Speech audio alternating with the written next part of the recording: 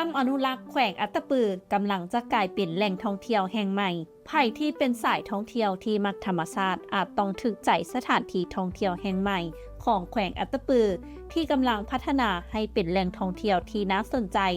โดยในวันที่22เมษายน2025คณะรับผิดชอบแขวงอัตตปือร่วมกับเมืองซานไซและบริษัทผู้พัฒนาอนุรักษ์ป่าแห่งดงสงวนได้ลงสำรวจตัวจริงเพื่อศึกษาความเป็นไปได้ในการพัฒนาถ้ำอนุรักษ์ในดงสงวนอยู่เมืองซานไซ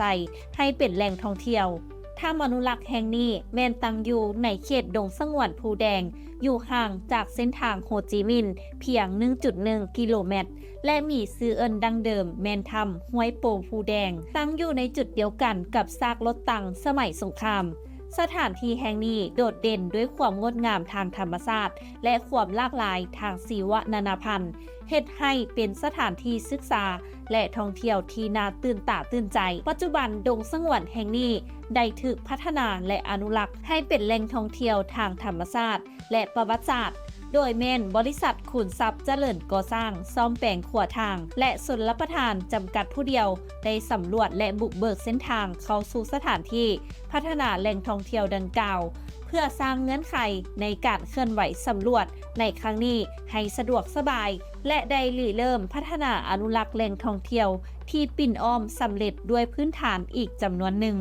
การพัฒนาครั้งนี้มีเป้าหมายส่งเสริมการท่องเที่ยวแบบยืนยงที่เป็นมิตรต่อสิ่งแวดล้อมและประกอบส่วนในการอนุรักษ์ธรรมชาติในระยะยาวทุกท่านคิดเห็นแนวใดกับการพัฒนาแหล่งท่องเที่ยวของแขวงอัตตปือครั้งนี้คอมเมนต์กันเข้ามาได้นำอบธรรมวงศ์รายงานและท้ายนี้ต้องขอบใจสำหรับการติดตามข่าวสารจากทางไทยเก็ตเมกาซีนและอย่าลืมไปกดไลค์กดแชร์กดติดตามกด Subscribe ทุกช่องทางออนไลน์ของพวกเขาเพื่อจะบ่พลาดข่าวสารดีๆจากทางไทยเก็ตเมกาซีน